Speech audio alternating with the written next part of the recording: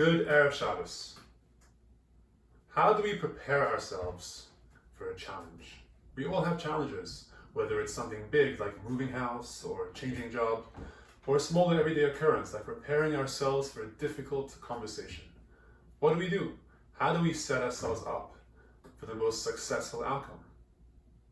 Our Torah, our guide for life, of course, has advice on this topic. And in fact, in this week's Parsha, Yaakov himself, our forefather, has to prepare himself for an extremely difficult challenge. He's moving his entire family from the Holy Land, Eretz Yisrael, down to Egypt, Mitzrayim, a land not known for its kedusha, its holiness at the time. So what did Yaakov do? So surprisingly, the Torah only actually tells us a single detail. Yaakov went to Be'er Sheva, and he brought a korban, an offering to Hashem. That is all the Torah tells us. That is the entire guidance we have. So the question is, what does that mean? How is that a preparation for going down to Egypt?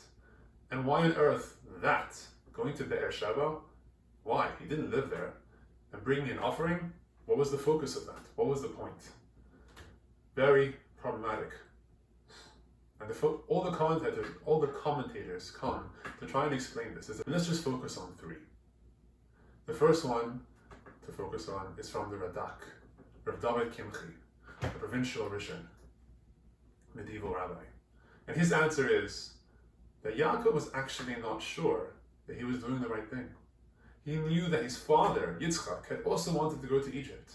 And Hashem had said, no, stay in Israel. And now he, Yaakov the son, was making the same choice. So what did he do? He went to Be'er Sheva, a city on the border of Eretz Yisrael, ready to cross. And he brought an offering to Hashem and said to Hashem, please Hashem, give me some guidance. And Hashem did. Hashem appeared to Yaakov in a vision, in a nevuah, and told him, Yaakov, this is the correct choice. I'll be with you in Egypt. I'll be with you bringing you back out of Egypt. Go ahead, you have my blessing. That's answer one. Yaakov sought guidance. Second answer to focus on is from the Medrash Rabbah. The Medrash Rabbah says, what was Yaakov doing, going to Be'er Sheva? The truth is, it wasn't really for the offering. It was something else. Abraham, Yaakov's grandfather, he knew that at one point in the future, his offspring would have to build a mishkan, a sanctuary, a temple for Hashem. And he also knew that they would have to use cedar beams, and some of them exceedingly long. One of them, 32 amos, which is approximately 16 meters. So, seeing the need for that in the future, he actually planted cedar trees in Be'er Sheva, which is where he was living. And Yaakov knew that now that he was going down to Egypt, soon, on the way back, it would be time to build that temple. His nation, his offspring would be ready. So on the way, he went to Be'er Sheva, harvested these trees to bring with him on the trip down to Egypt. So the second answer of the Medrash Rabbah is, it was preparing for the successful return. And the third answer, this answer coming from Rosh Hashanah Hirsch, is that the intention was to create a focus on family. Yaakov went to Be'er Sheva. What's Be'er Sheva? It's a name synonymous with Abraham's family. Abraham lived there. Yitzchak lived there. That was like family Abraham. So he went there, a place suffused with the kedusha, with the holiness of his family. And he brought a zevach, a very specific kind of offering. It's an offering that's not fully burnt on the altar, not like an oila, which expresses a complete giving over to Hashem. A zevach is a family korban. It's a shlamim. It's one that the family eats. Not just the altar, not just the priest, the family. So he went to Be'er Sheva, a place of family. He brought an offering which is eaten by the family to build a focus on family before going down to Egypt. So the third answer is a focus on family. But to take this a step further, I think what these commentators are teaching us really is not just what Yaakov was doing, but the answer to our original question, which is how does anybody prepare for any challenge? And I think that these three options, these three ideas, are really the package deal for any challenge. How do we deal with the challenge? Number one, like the Radak says, we seek Ad Hashem. We seek guidance. We make sure we're doing the right thing.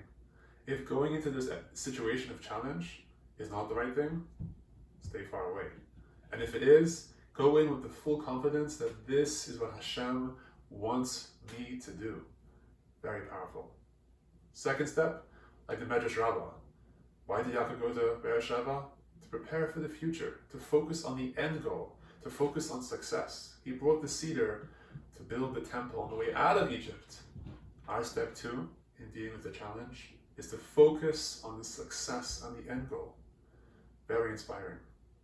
And finally, step three, of Hirsch's answer, which is to build a focus on the family unit. That's all about creating a support network. Whenever we enter a situation of challenge, let's accept it. It's going to be hard. And it's at those times that having the support of others, wherever it may be, family, friends, colleagues, anybody, that's a very, very helpful tool to dealing with any challenge. So the three steps are, number one, seeking guidance, making sure it's the right choice and putting ourselves wholeheartedly into it if it is. Number two, preparing and focusing on the success.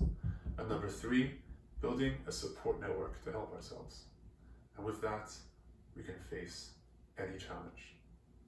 Wishing you a very happy Shabbos.